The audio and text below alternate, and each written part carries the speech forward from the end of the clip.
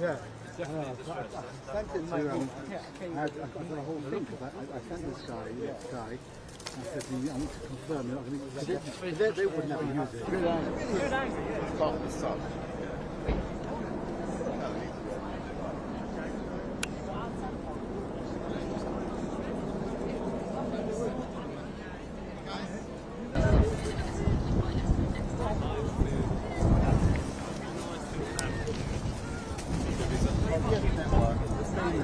Ever since the Emirates Tomorrow campaign, reaching out to middle Britain. Jacket! Take the taser! Get the ground! Detention of help! Detention of help! Drop the knife! Drop the knife! Drop the knife! Drop the knife! Drop the knife! Drop the knife! Get off!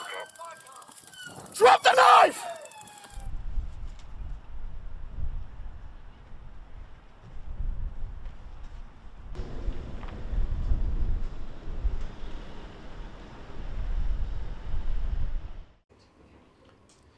Prime Minister, in light of today's attacks, do you have plans to visit Golders Green? Well, let me start by saying what an appalling attack this is, and my thoughts and all of our thoughts are with the victims, their families, and their loved ones. And let's be frank, this is not an isolated incident. There's been a series of anti-Semitic attacks, and I know firsthand the anxiety that is causing in the community and concern. I was at Kenton synagogue last week where I heard a lot about that level of anxiety. It'll be worse after today. We're very much in touch with the community, and I'll visit as soon as possible. This is yet another anti-Semitic attack in this country, and you've said yourself that it's the first responsibility of government to ensure citizen safety. Your critics will say you're not doing that.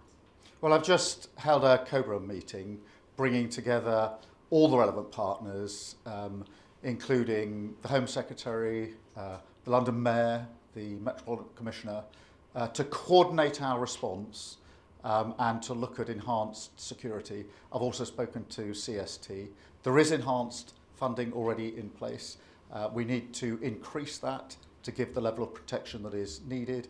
We need to take measures to deal with malign state actors, but we also have to be really clear that we need to get to the root causes of extremism and anti-Semitism, and so that is what we're doing. Kenny Badenoch says this is a national emergency. Nigel Farage says the Jewish community is in your thoughts and prayers, but with no action. What do you say to these criticisms? Well, the government is taking action in relation to security, cohesion, extremism, but of course it's our responsibility to coordinate the immediate response here to this appalling attack, to ensure security is in place, to take other measures.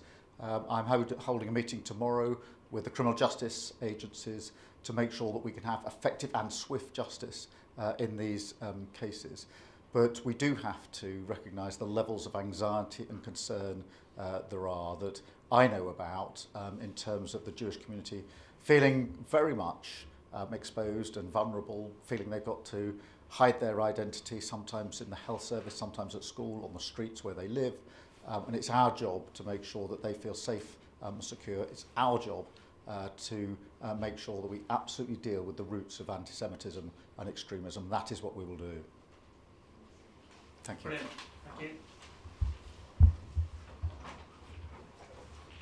Just a few weeks I've been here in Golders Green in the aftermath of an anti-Semitic attack. There is no question our country's Jewish community is under attack, and all we get from the government are warm words. What we need are tough actions, including police patrolling in this area on a sustained basis.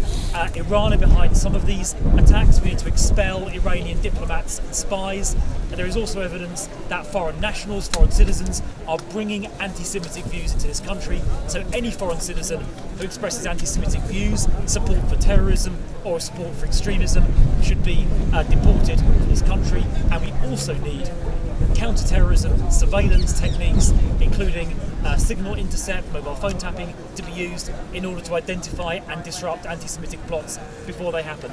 It is unacceptable that this keeps on happening time and time again on these streets in Golders Green, but across the country. There was that terrible murder in Manchester. Words are no longer enough. We need tough action. And what words do you have for those who've been impacted by today's round? Well, I mean, my heart goes out to the two victims. I think it could easily have been fatal. I was just talking to the Hatzola ambulance service who helped save those two victims, and had the knife wound been just a little bit one side or the other, it could have been fatal. I also met the volunteers from Shomrin who were on the scene very, very quickly, and they helped the police detain the perpetrator, the terrorist. And if they hadn't been able to do that, he would almost certainly, well, he would have attacked other people, and we could have had multiple fatalities. So huge thanks goes to Shomrim and the police for intervening so quickly. Do you think our government is handling this attack well? No, I don't think it is. I think the government come up with warm words, but they don't come up with action.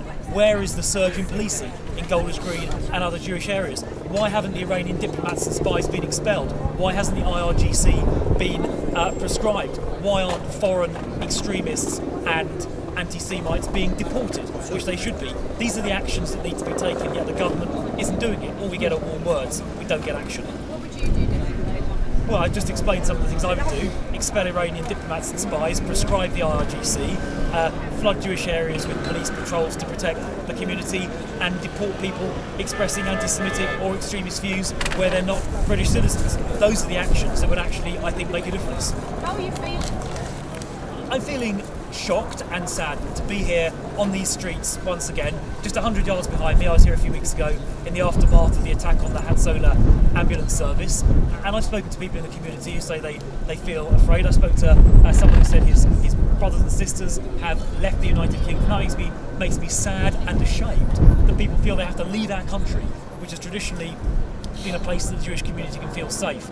I want that to change. That has to change, because that is not the country I want the United Kingdom to be. The Jewish community should feel safe here, and it makes me ashamed that they don't. Are you surprised by these cases? I think when you have countries like Iran agitating here, sponsoring anti-Semitic attacks, and you have people entering the country bringing anti-Semitic views with them, I'm afraid, and you have a government which apparently doesn't take a tough enough approach to these things. You have the leader of the Green Party saying that anti-Semitism is merely a perception and not a reality. I'm afraid it's not surprising, and that is why we need a radically different approach. We need tough action from the government. We need real leadership to change this appalling situation and turn back the tide of anti-Semitism and defeat it permanently.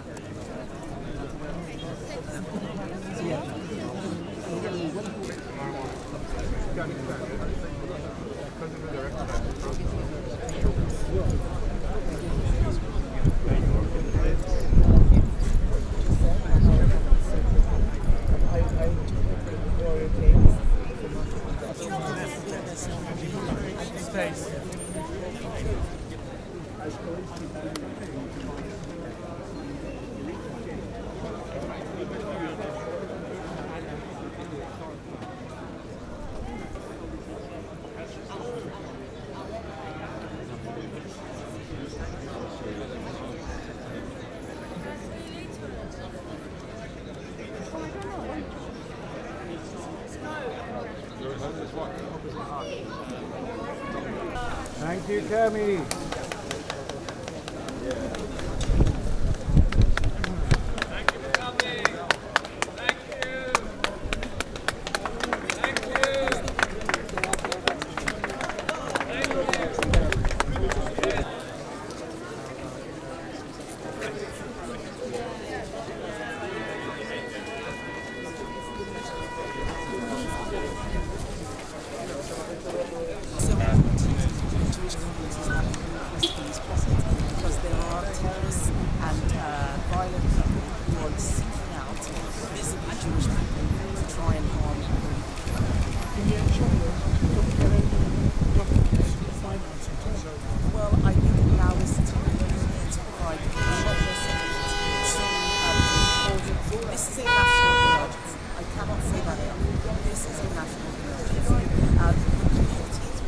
are a large number of people, but the Community Security Trust is one organisation that does get funding. I think showbiz as well. They particularly focus on the Orthodox community who are visibly Jewish. The government has said that they want to do more. That's one small thing that they could do. What has been happening so far has not been enough. Well, people here, of course, say that lots of marches take place almost weekly. People are chanting the most hideous of anti-Semitic messages. That this is the reality on the ground. Is it time for these protests to be pushed? Yes, absolutely. And I've written about this. It is time to ban those marches. When they were initially, people thought they were protesting about a war in the Middle East. Now it's quite clear they're used as a cover for violence and intimidation against Jews. Anything where we are seeing hateful language to harm, to kill Jews, slogans like "From the river to the sea," we all know what this means. It is talking about wiping Jews off the face of the earth, wiping Israel off the map. This is absolutely wrong. And there is so much more that we need to do to create a safe environment for Jews in this country. There's always been a safe haven for Jews. What is changing? We're seeing a lot of people bringing in anti-Semitic attitudes from other countries. If they are not British, they're racist. We need to be removed. We need to tackle Islamic extremism. We also need to look at what the Iranian embassy is doing, for example, saying that people should sacrifice their children and martyr their children to the cause. All of this is creating a climate of harm and intimidation of Jewish people. And yet we still do not have the Islamic Revolution described. The government needs to leave it this time. So I have said to the Prime Minister that I'm willing to work with him to do this on the IRGC.